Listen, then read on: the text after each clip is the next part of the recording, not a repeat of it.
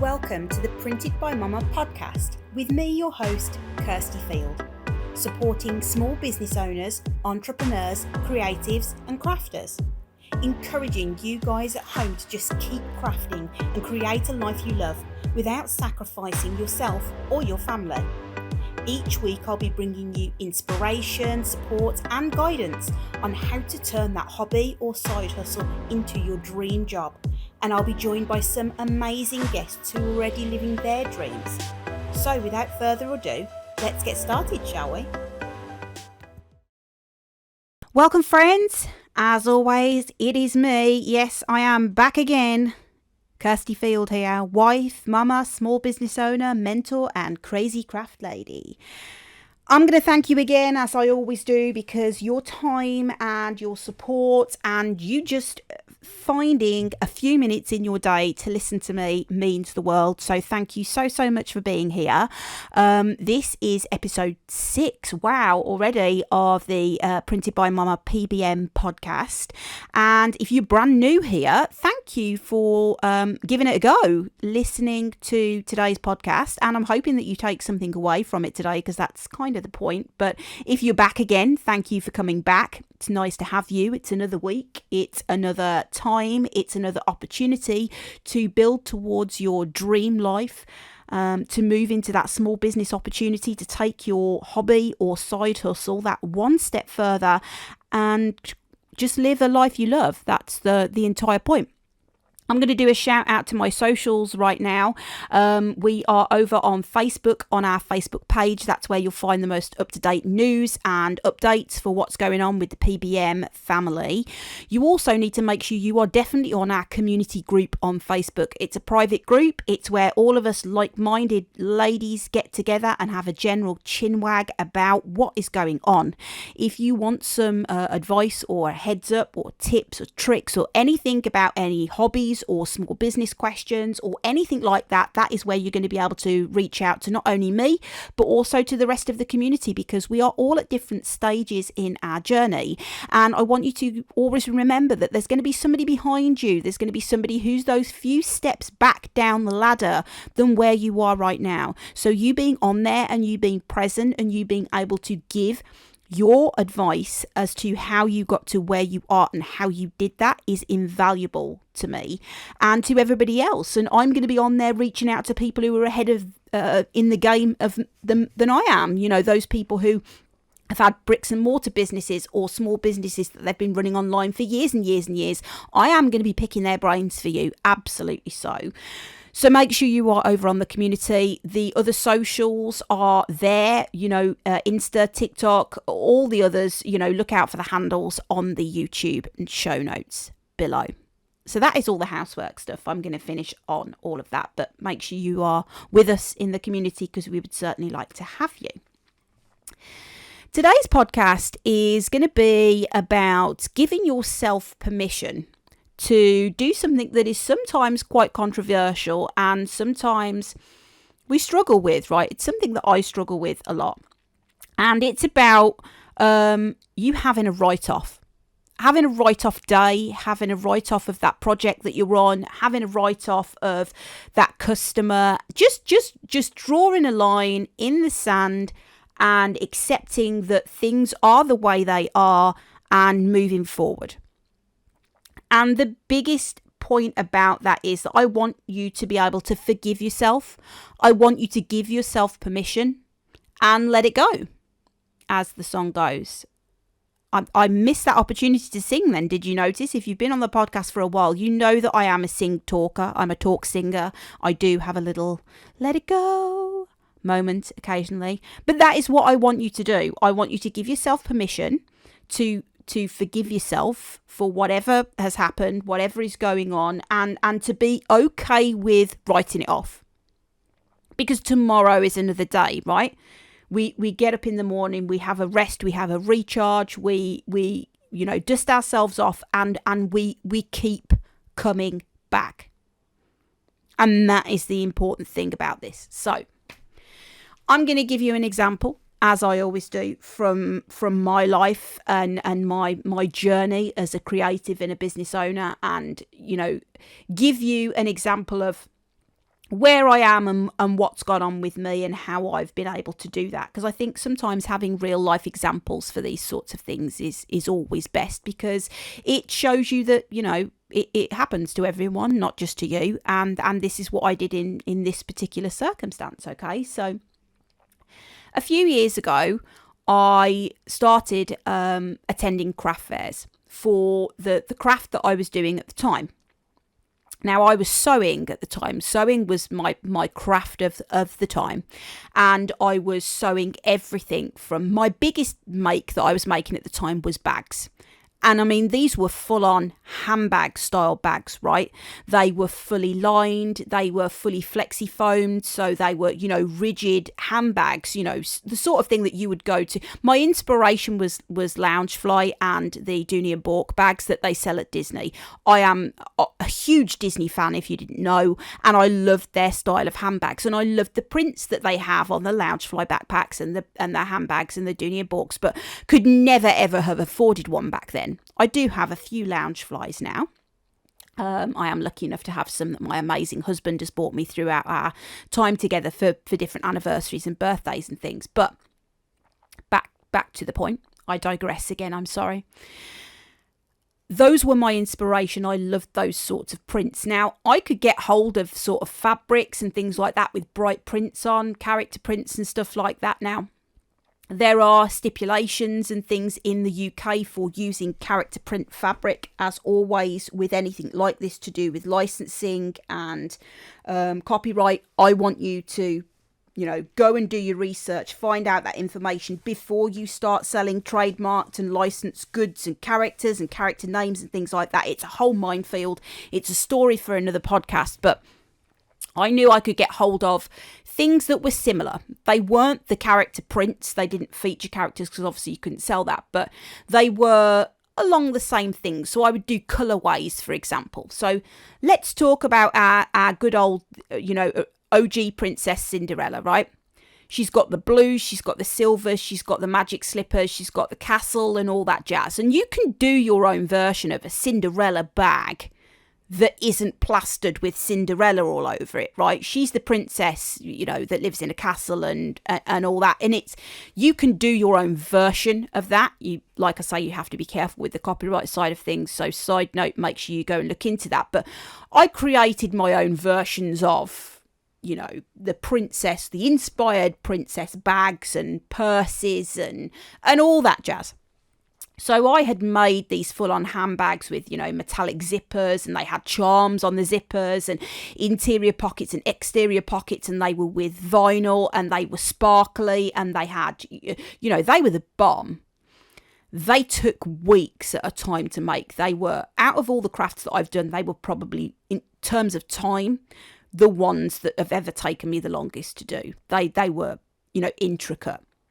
But if you've ever made anything and sewn anything and you've done the turnout method, I'll go through it. If you don't know, if you've never done any sewing or anything, you won't have a bloody clue what I'm talking about. But let's just imagine like a little purse, right? A little triangular zipper purse that's got nice fabric on the outside, nice fabric on the inside, but it hasn't got a gaping hole in it apart from where the zip is, because obviously it's all been sewn and seam up and things like that. So you do what's called a turnout or turn through method when you make something like that. So you sew the fabric together to a point that you only have a very small gap to turn your entire project the right way round, so that all the seams and everything are hidden on the inside. And then once you turned it all the right way around, you just have to sew together that tiny gap and everything looks all pretty and gorgeous and there's no seams or ugly corners and things like that, basically. So it's like a turn out message. If you ever had, again, I digress, but another way of describing it. If you ever had one of those puppets when you were little, I used to have one when I was little, a couple of puppets that you used to play with, right? And on one side, it would be another character and you flip it inside out and it was another character. I think there's a version of that that's currently around that's a toy that's like an octopus, that one way the octopus has got a sad face and you flip him inside out and he's got another face, but it's all obviously sewn together and stuff. So yeah, it's a similar situation to that. You flip it through and it's all nice and pretty on that side that you've completed. There is no greater satisfaction than when I was sewing those bags and I had attached the chips and all the, the metal elements and things like that. And I'd do that turn through, right? And sometimes that would take me hours, because if you pull it too hard, you'll rip all the seams, and sometimes you'd turn it the right around and realise you'd put something on the back to front, and you have to do it all again, and chaos. Anyway, no greater satisfaction than spending hours and hours and hours and hours adding on all this bag hardware and all of that, and then turning it all out and it being bloody amazing. And they would take me, like I say, days and days and days to do one bag. So it was labour intensive. But sewing those and purses and makeup bags, and, I have done clothing in bits and pieces in the past, but was really the accessories side of things. But back to the original point, craft shows was what I was doing. And I was doing these fairs and market stands and things like that. This was pre-COVID. So back when, craft markets and fairs and things like that were a relatively common occurrence. There would be something on every weekend somewhere.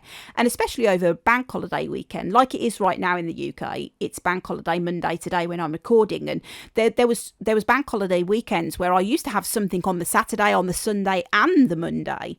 And I remember one when I was for a different craft, but again, I go back a few years, where I have done 2 craft fairs at the same time. I've done one for a couple of hours in the morning, and I've sent a family member, my sister actually went and did one for me at another location, and I then went for a couple of hours to that one just to check how it was, this was me with my multiple business hats on at the time. But yeah, craft fairs. But I had decided to go down the route of craft fairs and car boot sales and things like that for the bags and things that I was making, because photographs just did not do them justice. And if you've ever done anything like that requires multiple photographs of inside the item and stuff like that, you're never going to be able to. I mean, it's different now. We do videos and stuff now, which is great. You can put a video on your Etsy and do a whole tour of the inside of the bag, and you can unzip and zip back up all of the items, and you can unclip the strap and put the strap back on, and you can show a person walking around holding it to show how big or small it is against the human body. And that was effort way back in the day. And you just couldn't get that across. So that was the reason that I decided to do craft fairs with those particular items. So I had spent weeks and weeks and weeks and weeks preparing for a particular craft fair that was local to me here where I am in Birmingham. And it was a big craft fair. There was a lot of, it was in the summer. It wasn't in the summer holidays. It was just before the summer, before the schools broke up. It was on a payday weekend as well, which is always the best time. If I can give you a tip about doing any sort of fairs or market stands and stuff like that, if you can tie that in with a payday weekend, that is always good. Because obviously people get paid and they have money to spend, right? That's the time to go out and spend when you've just been paid. That's what people naturally do. That's psychology. You get money and you want to spend it. So I had spent weeks and weeks and weeks and weeks preparing for this fair, and I had amazing stock, like amazing. I bought off Vistaprint this vinyl sign that I had that I was putting up on my table, and I'd laid it all out, and I'd put all these wooden things and I'd stacked it all up at different. I got levels. Levels are huge. If you go into a fair, you need to put your stock on different levels, so it's at different eye lines. Again, a whole other podcast about setting up your craft stand. But I had spent, a good ass amount of time on preparing for this. And the craft fair came, and it was busy. It was a really good event. There was, a good amount of people that came. And I think it was about 6 hours in total. It was like 10 to 4 or something like that. The craft fair ran until I sold 2 things.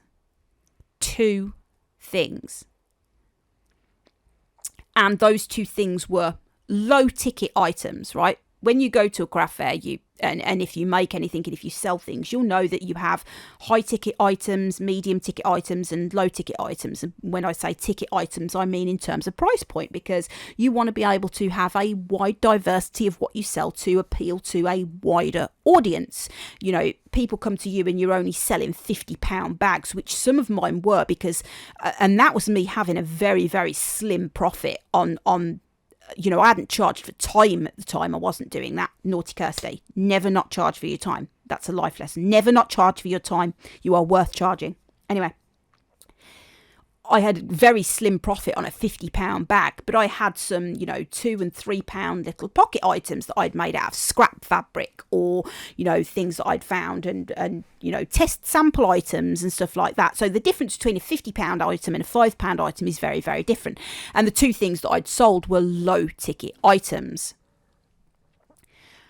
God, was I in the biggest stinker of a mood after that craft show. The biggest stinker of a mood, right? So people next to me in the stalls had done relatively well. There was a range of craft items there, candles, and there were other people that were, you know, selling hand sewn items and stuff like that. And my stand looked the bomb, you know, without a doubt. It looked amazing. I'll have to try and find some photographs, because I did take them, because I was immensely proud of how it looked. And I packed up and I threw everything in the car. You know, I didn't place it all nicely like I took it to the craft fair and pack it all and everything. I threw everything back in the car. And I remember driving home and the radio was on, but I wasn't really listening to what was going on. All I could think of in my head was, what was the frigging point of that, Kirsty? What a waste of time. What a waste of money. I had spent so much money for the preparation and the flyers and all of that stuff, and the money that I'd spent on the stock, and that stock was coming home with me. And I was pissed. I was so mad. I'd obviously spent money on the stand. I hadn't made that money back from the stand in the two items.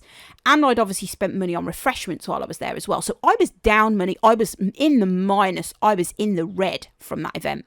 And I was seeing red. I was so mad. And I remember getting home and I sat down and talked to my husband, and he is always the voice of sanity. He is completely the yin to my yang, or the yang to my yin. I don't know which one I am, but he's the opposite of me, right, when it comes to stuff like this. And he would always have the right things to say, and he would just he reeled off a list of reasons why I didn't make any sales. Even though I'd made 2 sales, right, in my mind, I'd made no sales. That was no sales. It was pointless me going. I'd made no money. I'd done nothing. I'd made no sales. It was just a complete waste of time. And in my head, that's how it came across. But maybe it was because the weather was so good, they didn't have as big a turnout as they expected, you know, for the stand. Maybe I had too much on my stand. Maybe that was my problem. Maybe I had too much choice, and people sort of looked at it and were a bit, whoa, there's loads on there. Maybe people were a bit intimidated by what I had on my stand, because it looked the bomb. You know, it did, and I'm not going to deny that point, because it definitely did. And he completely agreed with me. It looked amazing. You know, to look at other stands and things, it looked fantastic. But it looked more like a store than a stall. And that potentially was a problem. It potentially put some people off. Maybe it was because it was a payday weekend and it was coming up to the summer holidays, and maybe people were saving money because they were going on holiday and they needed to change it into euros or dollars if they were lucky. Maybe the route that I'd gone down wasn't that people were looking for. I loved them. I loved those bags that I was making, right? I used to carry them around and get amazing reactions from Disney fans and, fans of, those sorts of products. But maybe that wasn't the sort of person that was coming to the craft fair. The niche that I was in was so niche that maybe there just wasn't an audience for it there, and that's why. But the one thing he tried to remind me was that it wasn't because my products were bad. It wasn't because I was bad. I needed to get myself into a frame of mind where I said, do you know what, Kirsty? That event was a write-off. That event was a write-off, but that's okay. That is okay. And what I took away from that was that it was a learning experience. And that is something that I have strived to do ever since, in that every event, every product make, every test, every trial, everything is a lesson. Okay? Because you're going to crash and burn. There's going to be trial and error in everything that you do. But to have gotten to where you've got to be able to do that in the first place, you should be bloody proud of that. And just because it is a write-off, that doesn't mean the game is over. That doesn't mean the war is won. That doesn't equal defeat, okay? Write-off does not mean it's over. Game over. Hell no. Write-off means that you have the power within yourself to acknowledge that that is a write-off and that you are ready and willing to try again. And that is so, so important.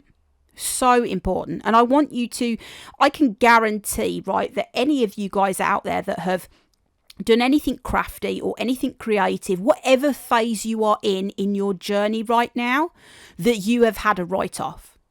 And it may have just been of one product.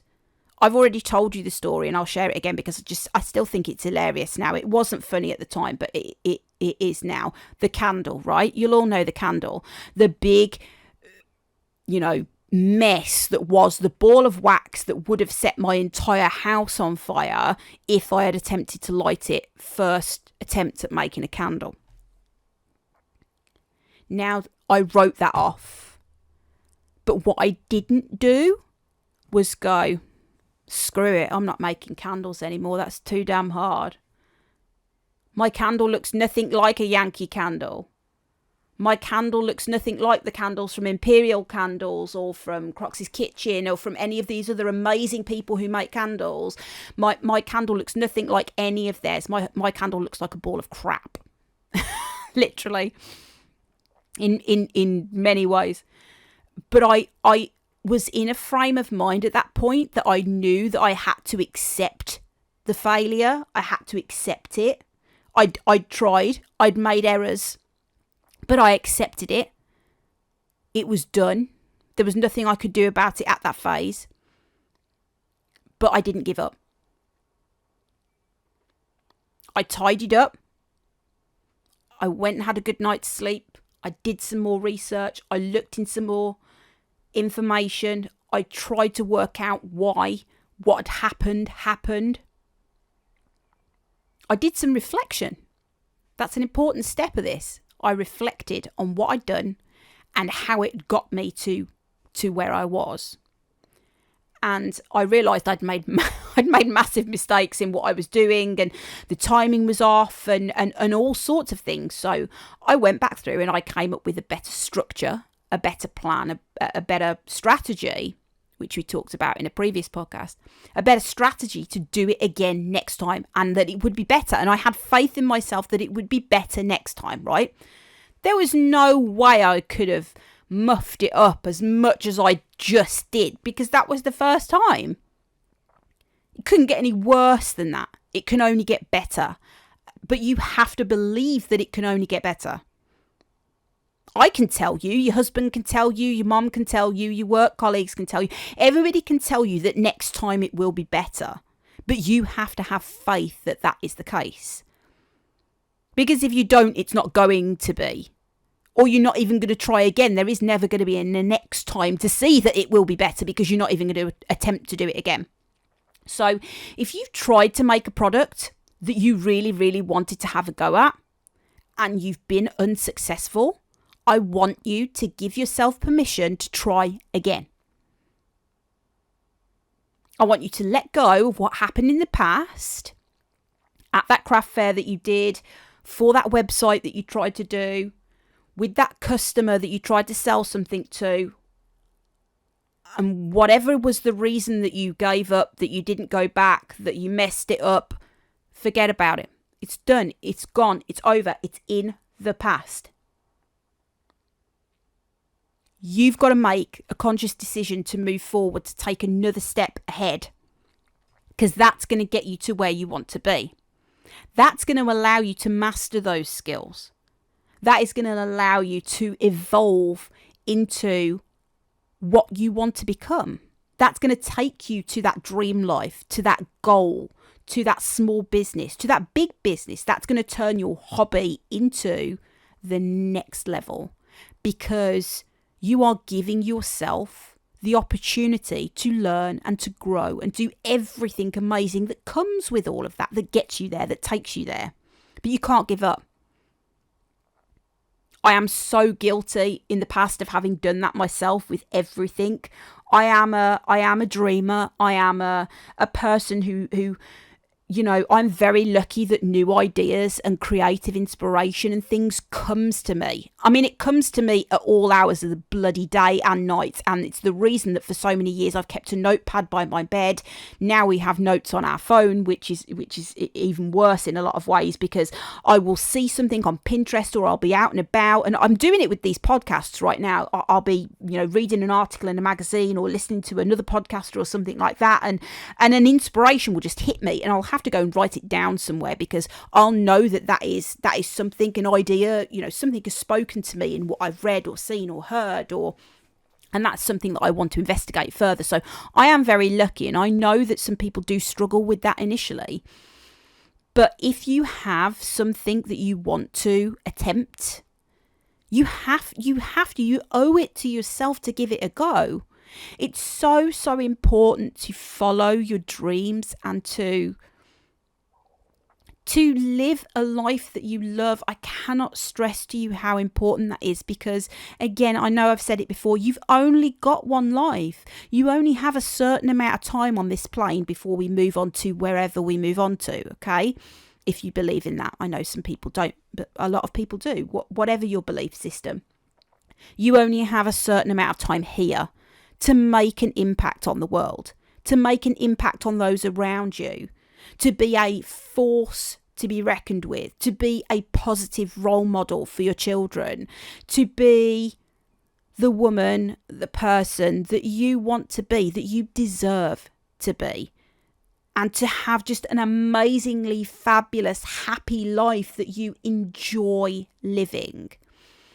You have to give yourself permission to try and do that. And that permission is hard sometimes, because life gets in the way and things are busy. And when you do fail, when you have problems and you can't get to a point where you can see the wood through the trees, and we all have those days. It's so difficult. It is hard to find the reasonings why things have happened, what the reason was. But you have to write it off. You have to. But it is so powerful to be able to do that. It is so freeing. It is so cathartic to be able to go, do you know what? I have done this. I hold my hands up. I fucked up. I did. I'm sorry for swearing if you don't like that. But we all have to do that sometimes. Well, do you know what? I showed up. I messed up. It was my bad. I'm really sorry. And to do that at work sometimes is just an amazing. If you've ever had to do that at work, then you'll know what I mean. But to be able to just hold your hands up and go, do you know what? This didn't go how I wanted it to go. It's a write-off. I am calling it. I am writing it off. It's done. Why did this happen? How did this happen? Reflection. Let's get back to it. How did we get to here? What happened? What was the reasons? What mistakes did we make? What lessons can we draw from this? And then writing that plan, getting that strategy in place and trying again. How can you help yourself with a write-off? Okay? How can you hit that reset button? Self-care. Self-care is a massive, and I was guilty for the longest time and still am now. Self-care is something that I have to battle with myself still, and my husband battles with me constantly about self-care. You cannot pour from an empty cup. Your cup needs to be tip-topped up, right? You cannot pour from an empty cup. I think that's the right phrase. Yes, it is. I'm doubting myself. I don't know why. In order to be the mama, the wife, the worker, the homebody, the sister, the comfort, the friend, the business owner, the hobbyist, the creator, the creative, whatever those hats that you're wearing, you cannot do that if you are running on empty. If your tank is on empty, you cannot do that. It's impossible. It is impossible. I'm going to talk about cars for a second. You guys all know that I'm huge into cars. One of my very, very first jobs was working for a driving experience company. I'll tell you the story because it's fab, and I know you guys like to know my roots and where I came from. But one of the very first jobs that I had in the events industry was I worked for a driving experience company. So you buy those gift vouchers where it's go and drive an Aston Martin or a Lamborghini for 20 minutes and it costs hundreds of pounds. Well, the company that I worked for used to own the vehicles. So where I worked on site, there was an office where we used to do all the bookings for the vouchers. People used to call up, they'd had a voucher for Christmas or a birthday or whatever, and then they used to book their day in at the event, at the racetrack. So we used to do that in the office. But then come the weekend, oh my God, I was in my element. Before I was 21, I had driven every single supercar I could have ever wanted to drive in my life. We're talking Lambos, Astons, TVRs, Ferraris. I'm a huge Ferrari fan.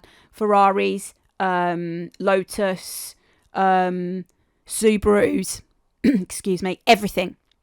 Because at the weekend, when the events were on, we used to have to go and get these supercars from the garage, which was on site of where the office was, and take them to the track to do the events at, so that the customers could drive them, right? But obviously we also had to get the staff there to run the event. So we used to, I used to be, they called them pit crew. So I used to be one of the pit crew that used to stand there and call the people out, and say, Mr. Smith, it's your time in the Lamborghini. Are you all right? You excited? Leave your keys and your glasses with your wife. Maybe not your glasses because you won't be able to see where you're going, but your sunglasses even, with your wife. Come with me, take him to the car, sit him in, make sure he's strapped in, introduce the instructor to him, shut the door and leave him to it. And then when he comes back, did you have a good time, Mr. Smith?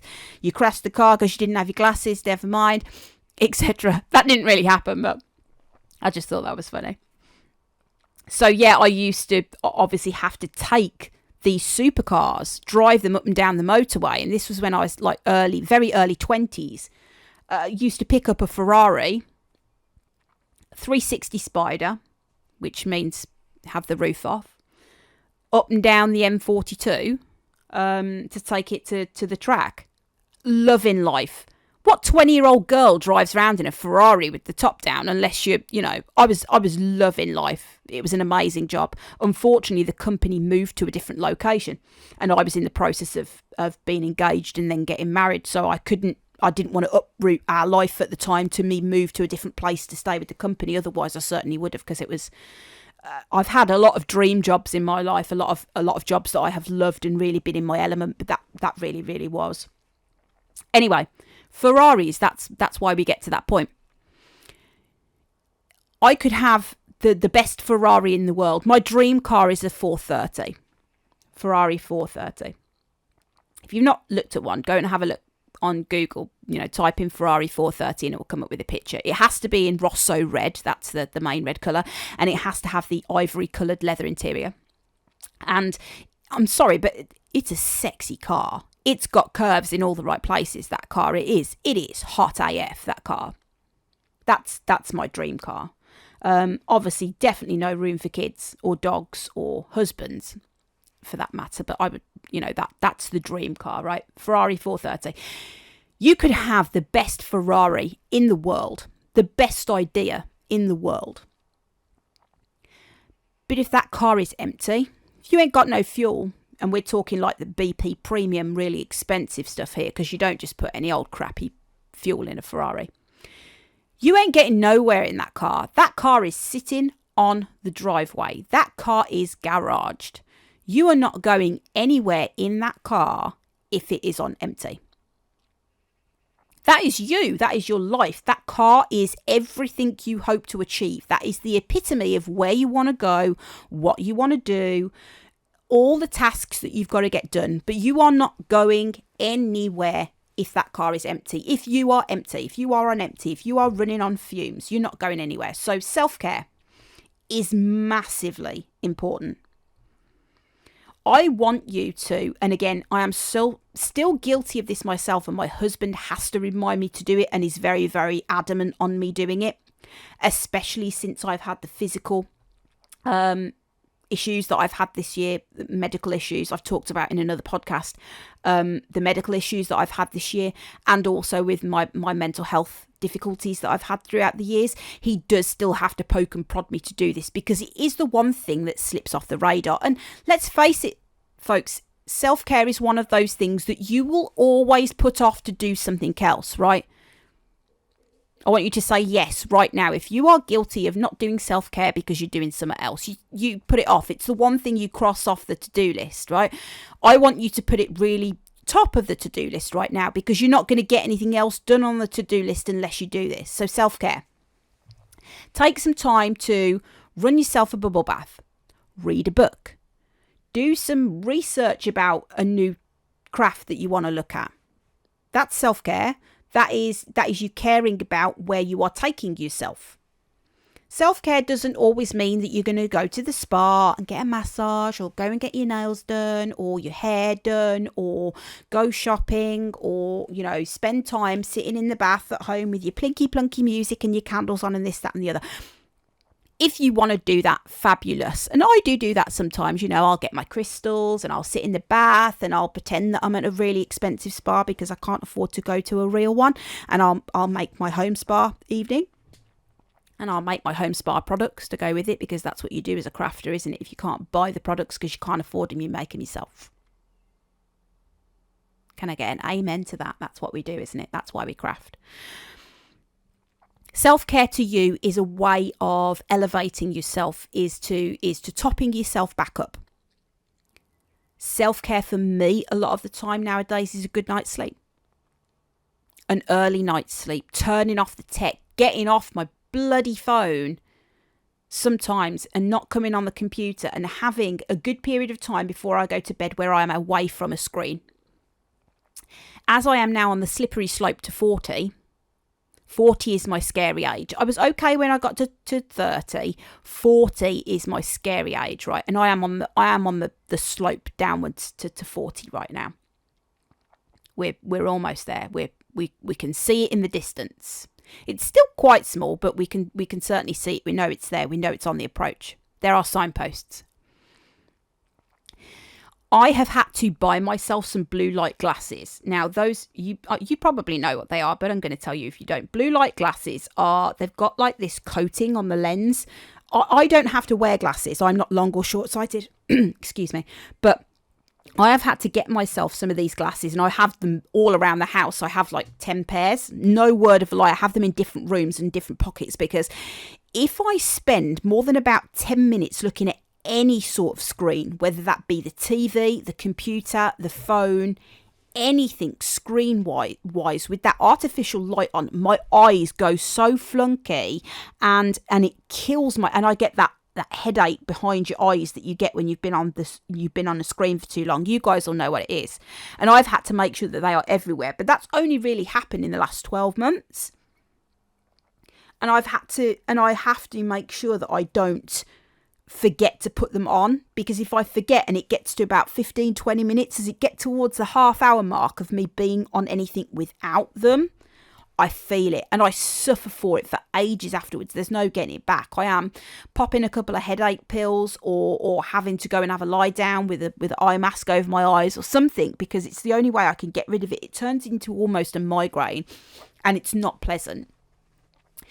And as part of that, staying off the screens and having some time where I am off the tech before I go to bed, I still have to actively work on it, right? But having an early night sometimes is the perfect self-care for me. And it's free, which is even better. And I know some of you, it can be, especially when you've got loads of ideas racing in your head and you want to stay up all night on your Cricut, or making your website, or you're surrounded by candle wax or wool, or and it's so easy, isn't it, to take some of these crafts to bed with you.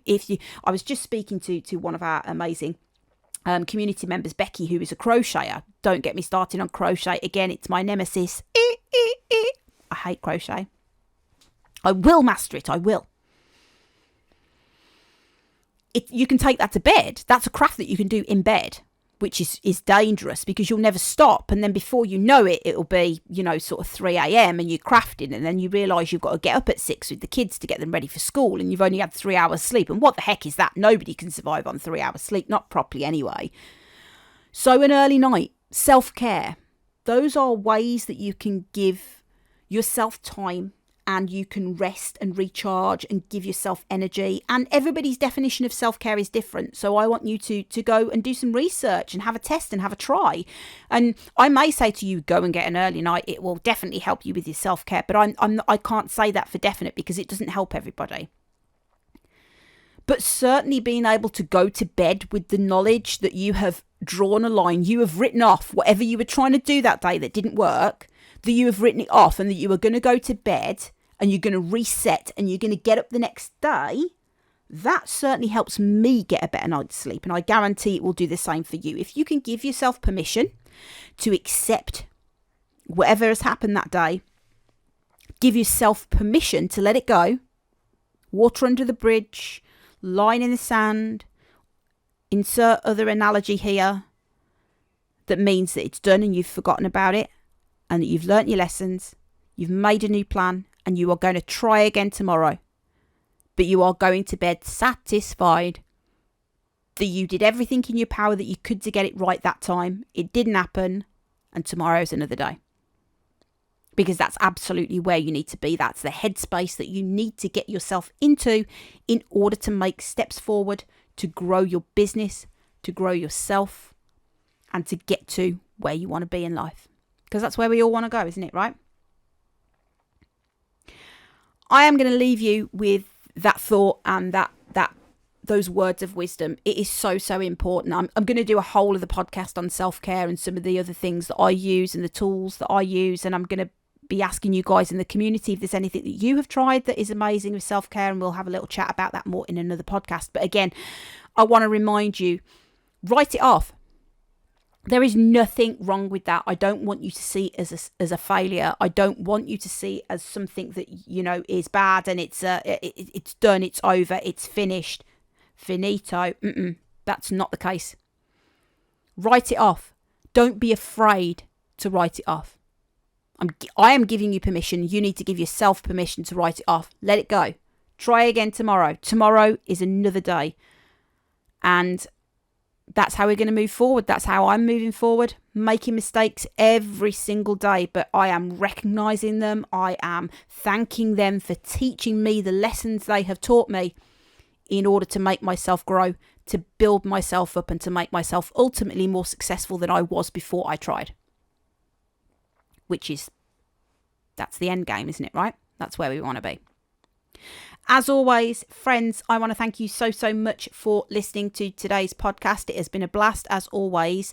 Thank you for listening to me. Thank you for hearing my voice, for letting me share my truth, for letting me just be as open and honest, as transparent as I am, as I've always promised to be on this podcast. That is what I am here for. I want to thank you guys in the community, because without you, there would be no PBM. There would be no Printed by Mama without you guys out there listening, commenting, getting in touch with me, speaking to each other. It's amazing the community members that have reached out to others and that have already, they've had Facebook calls and talks and chats with each other, and they're sharing their business models and they're having, phone conversations. I had somebody contact me the other day through private message to say thank you, because they have been in touch with one of our community members who is actually on our Sunday Social podcast. For those of you who don't know what that is, Sunday Social is where we welcome one of the community members, no matter what stage they are in their business and small business dreams, goals.